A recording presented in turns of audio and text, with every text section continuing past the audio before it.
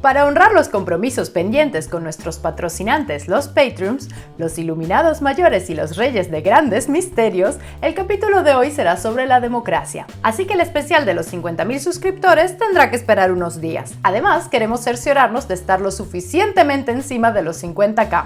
En fin, al grano. Soy Sabrina Tórtora y estas son 5 preguntas incómodas sobre la democracia. ¿Qué es exactamente la democracia? Cuando hablamos de democracia solemos pensar en aquellos nobles y sabios atenienses que dieron con el mejor y más perfecto sistema de gobierno, ese en el que el pueblo es el verdadero soberano. Luego, tras un largo paréntesis de reyes despreciables por casi unos 2000 años, Estados Unidos volvió a iluminar el camino de la humanidad con su revolución en 1776. Ahora, la mayor parte del mundo goza de las ventajas de este excelso sistema de gobierno, donde tú, querido ciudadano, tienes el poder de decidir tu futuro. Pero aquí siempre ponemos peros. La cosa no es tan sencilla. En Atenas, todos los ciudadanos podían votar para tomar decisiones. O sea, era una democracia directa. En cambio, la democracia en Estados Unidos, Europa o Latinoamérica es representativa. Los ciudadanos eligen a otros ciudadanos para que tomen decisiones por ellos. ¡Cómo nos gusta delegar! La cosa es que, como ya habrás vivido, los representantes que elegiste no toman las decisiones que te prometieron. A veces en tu país todo se va a la por la economía y tus gobernantes no tienen ni idea de qué hacer, aunque parezca que tienen una respuesta para todo. Otras veces no toman ninguna decisión porque no van a hacer su trabajo, pero sí cobran los cheques.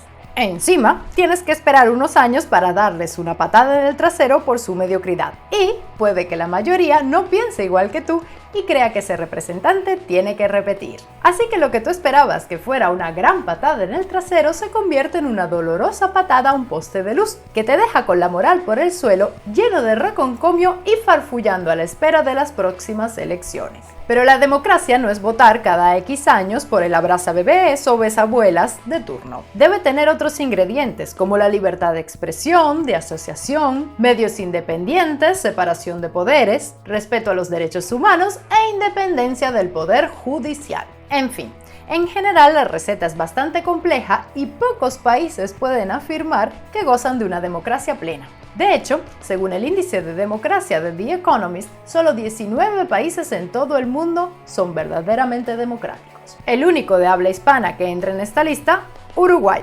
¡Felicidades, charrúas! Es realmente el mejor sistema de gobierno. Como ya vimos, los sabios atenienses nos trajeron la sagrada democracia.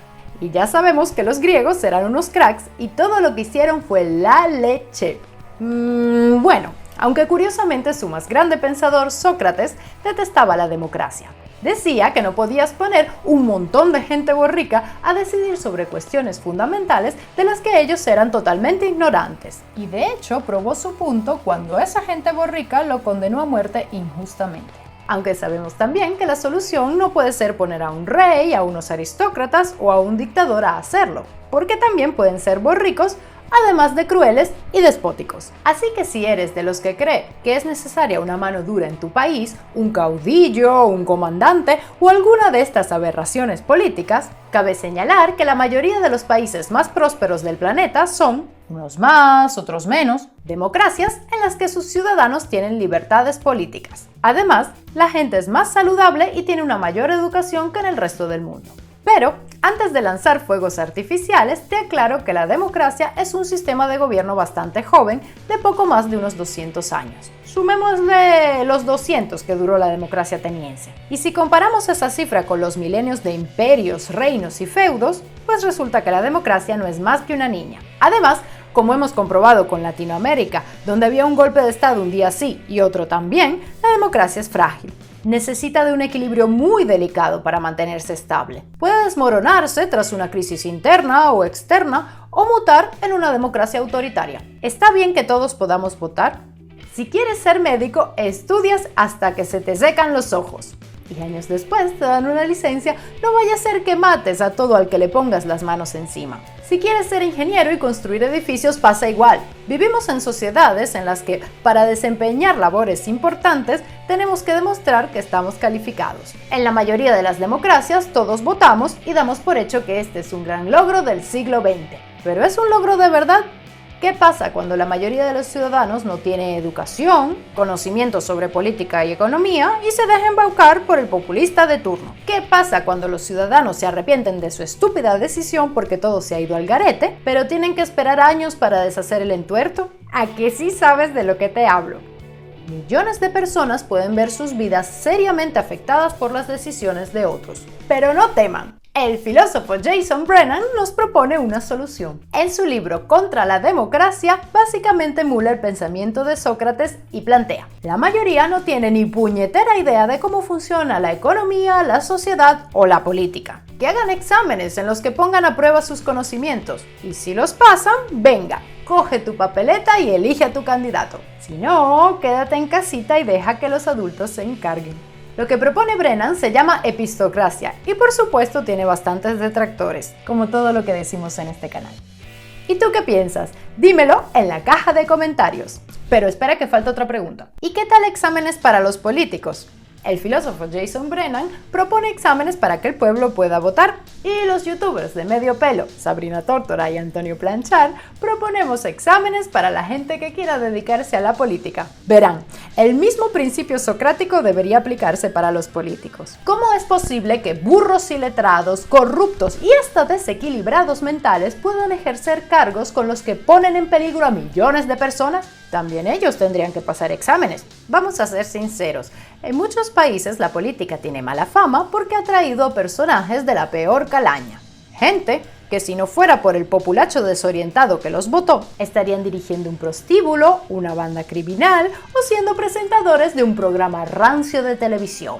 Y lo peor de todo, hay estudios que indican que la política es la profesión que más atrae a psicópatas. Esto no es sorpresa, porque los psicópatas pueden tener una avidez de poder enorme y no existe profesión en la que se detente mayor poder. Así que, también exámenes psicológicos para los políticos. Porque ¿qué puede ser peor que un psicópata con acceso a ejércitos, armas nucleares o miles de millones de dólares? Ya la humanidad ha tenido que soportar suficiente. Un examen de 500 folios sobre cultura general y un test de 45 minutos con un buen psiquiatra nos libraría a todos de muchos problemas. ¿Está en crisis la democracia?